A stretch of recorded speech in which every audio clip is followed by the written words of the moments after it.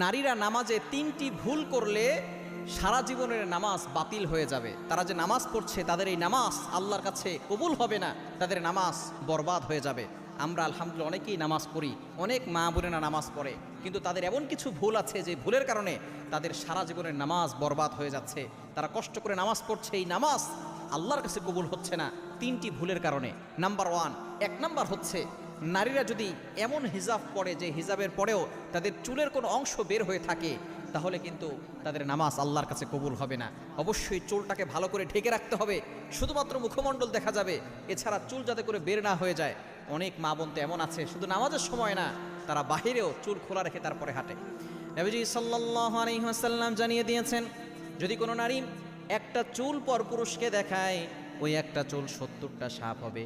এক একটা সাপের মাথা হচ্ছে উটের মাথার মতো, এক একটা সাপের দেহ লম্বায় হবে সুপারি গাছের মতো, মোটায় হবে